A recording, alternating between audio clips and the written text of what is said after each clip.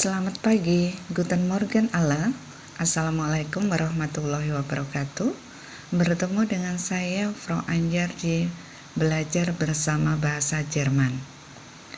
Materi kita yang pertama adalah Kennenlernen, yaitu memperkenalkan diri.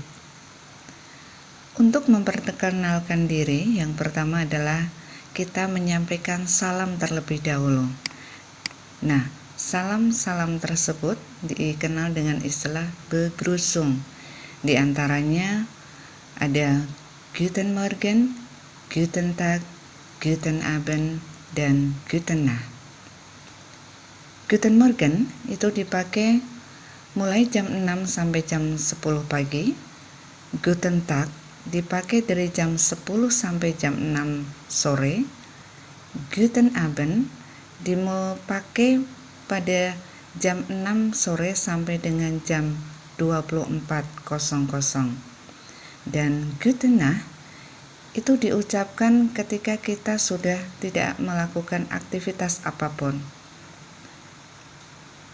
Berikut beberapa contoh cara memperkenalkan diri, yaitu dengan menyebutkan nama, asal, tempat tinggal, pekerjaan, dan umur.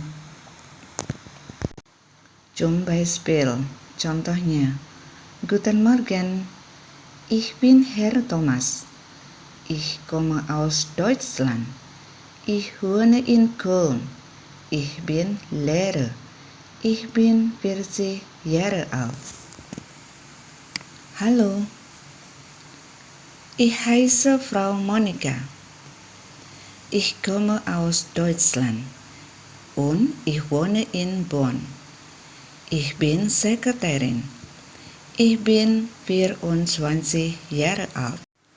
Berikut adalah beberapa pertanyaan yang biasa digunakan ketika kita menanyakan identitas seseorang, yang semuanya diawali dengan kata tanya W-Frage, kata tanya yang diawali dengan huruf W, yaitu menanyakan siapakah kamu, wer bist du, berapa umurmu, wie alt bist du, dari mana asalmu, woher kommst du, di mana tempat tinggalmu, wo wohnst du, apa pekerjaanmu, was machst du.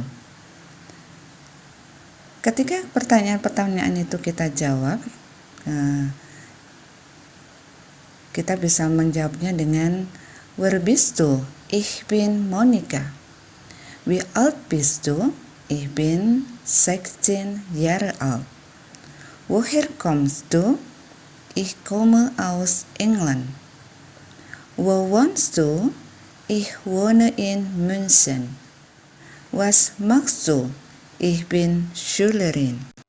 Setelah memperkenalkan diri sendiri dengan menggunakan kata ich, kita juga bisa memperkenalkan orang lain, yaitu dengan menggunakan kata dia. Dia laki-laki ataupun dia perempuan. Dia laki-laki kita menggunakan er, dan dia perempuan kita menggunakan sie. Zum Beispiel, contohnya, er ist Lukas. Er kommt aus Deutschland. Er wohnt in Köln. Er ist 17 Jahre alt. Er ist Schüler. Sie ist Inge. Sie kommt aus England. Sie wohnt in München. Sie ist 16 Jahre alt. Sie ist Schülerin. Setelah kita belajar bersama bagaimana memperkenalkan diri sendiri maupun orang lain, di slide 8, coba, bisakah kalian memperkenalkan Thomas Müller? Ya, yang pertama adalah kalian menggunakan kata ganti er. Er ist Thomas Müller. Er ist 20 Jahre alt. Er kommt aus Deutschland. Er wohnt in München. Er ist Fußballspieler. Nah, Bagaimana? Cukup jelas ya bagaimana memperkenalkan diri sendiri ataupun memperkenalkan orang lain. Setelah selesai kita memperkenalkan diri, dialog kita tutup dengan salam perpisahan. Di antaranya ada Auf Wiedersehen, sampai jumpa, dan Tschüss. Artinya juga sama, yaitu sampai jumpa. Cuma untuk Tschüss itu bisa digunakan untuk situasi formal maupun informal. Dan dari slide di atas mungkin kalian sedikit bingung atau sedikit bertanya kenapa di situ ada beberapa huruf yang ada titik 2 di atasnya. Nah, titik 2 di atas itu di bahasa Jerman dikenal dengan umlaut. Hanya ada 3 huruf yang dikasih umlaut, yaitu A, O, dan U. A umlaut itu dibaca dengan E, kemudian O umlaut E, U umlaut U, dan ada seperti huruf beta di situ, tapi itu merupakan double S. Kemudian ada beberapa huruf yang dibaca tidak sesuai dengan hurufnya atau sesuai di bahasa Indonesia, yaitu ada huruf C dibaca dengan Y, Z dibaca dengan C, EI dibaca dengan AI, EU dibaca OI. Dari keterangan di atas dapat disimpulkan kennenlernen itu bisa memperkenalkan diri sendiri ataupun memperkenalkan orang lain, yang di dalamnya kita menyebutkan unsur nama, Herkunft itu asal, Wohnort tempat tinggal, Alter umur, dan Beruf pekerjaan.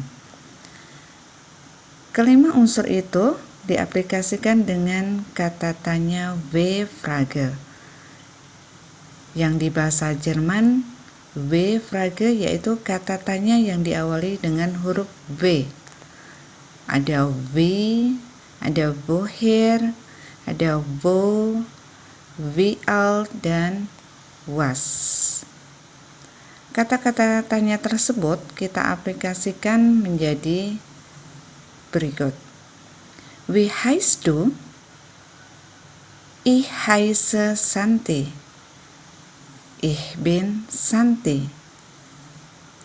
Woher itu untuk menanyakan asal. Woher kommst du? Ich komme aus Semarang. Ich bin aus Semarang. Di mana tempat tinggalmu? Wo wohnst du? Ich wohne in Jakarta. Berapa umurmu? Wie alt bist du? Ich bin 17 Jahre alt. Apa pekerjaanmu? Was machst du? Ich bin Schülerin. Ich gehe in die SMU. Di slide ini mungkin kalian sedikit bingung atau bertanya-tanya kenapa ada beberapa kata yang dicetak tebal. Kalau kalian lihat sekilas itu sama, tetapi kenapa akhirnya berbeda? Ya, ternyata di bahasa Jerman itu ada istilah konjugasi atau conjugation, yaitu perubahan kata kerja sesuai dengan subjeknya. Jadi kalau di bahasa Jerman, kata kerja akan selalu berubah sesuai dengan subjeknya.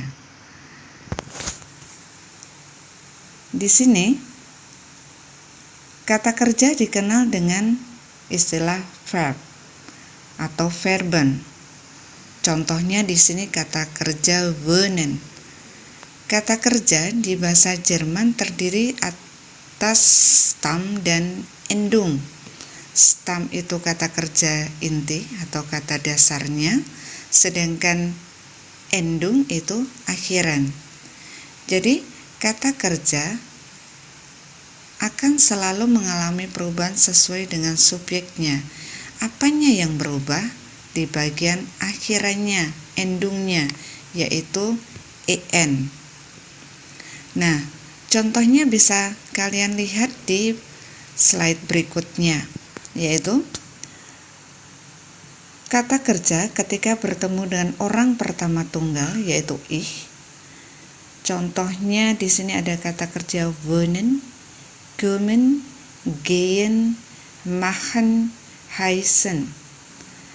Kata-kata kerja tersebut akan mengalami perubahan. Akhiran en semuanya akan berubah menjadi e. Wohnen menjadi wohne, kommen menjadi komme, dan seterusnya. Sign-nya yaitu to be, yang kita kenal to be di bahasa Inggris adalah bin. Ich bin. Untuk orang kedua tunggal yaitu du, semua kata kerja akan berakhiran dengan st. Wohnen jadi wohns, kommen menjadi kommens, gehen menjadi gehts, machen menjadi machs, heißen jadi heiß. Sign-nya adalah bis. Du wohnst, kommst, gehst, machst, heißt, dan du bist. Untuk orang ketiga tunggal yaitu er dan sie, semua kata kerja berakhiran dengan t. En berubah menjadi t. Jadi stam ditambah dengan t. Wohnen menjadi wohnt, kommen menjadi kommt, gehen menjadi geht, dan seterusnya. Sedangkan sign-nya adalah is. Dan terakhir untuk orang ketiga tunggal yaitu sie, semua kata kerja akan tetap atau tidak akan mengalami perubahan. Sie wohnen, sie kommen. Demikian pembelajaran kita kali ini. Semoga cukup dimengerti. Insya Allah kita jumpa lagi di pembelajaran berikutnya. Dankeschön auf deine Aufmerksamkeit. Auf Wiedersehen. Tschüss.